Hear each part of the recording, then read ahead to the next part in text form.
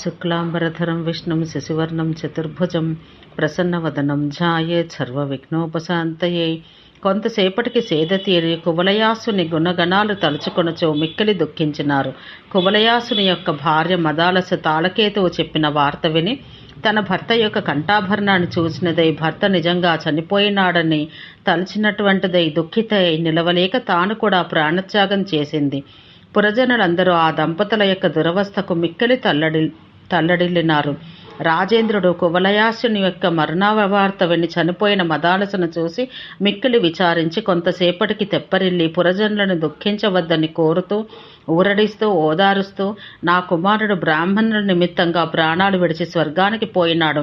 అతని భార్య పతివ్రత అగుట వలన భర్తను అనుసరించి ప్రాణత్యాగం చేసింది.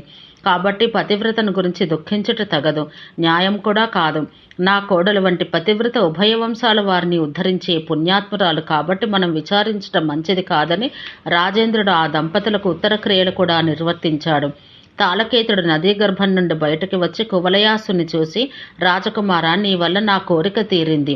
వరుణదేవుడు సంతృప్తి చెందాడు. నేను కృతార్థుడనైనాను కాబట్టి ఇక నీవు నీ రాజధానికి వెళ్ళవచ్చని చెప్పినాడు. రాకుమారుడు మిక్కిలి సంతోషించి ఆ మాయామునీశ్వరుడికి నమస్కరించి తన గుర్రమెక్కి రాజధానికి వచ్చాడు. కువలయాసుడు తన తల్లిదండ్రులకు నమస్కరించి నిలిచి ఉండెను. జనులందరూ ఆనందించి ఆశ్చర్యపడ్డారు.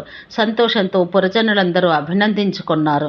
అందరూ కూడి రాజేంద్రుని సమీపించారు. శత్రాజిత్తు కువలయాసునికి ఎదురేగి కౌగిలించుకుని ఆశీర్వదించినాడు.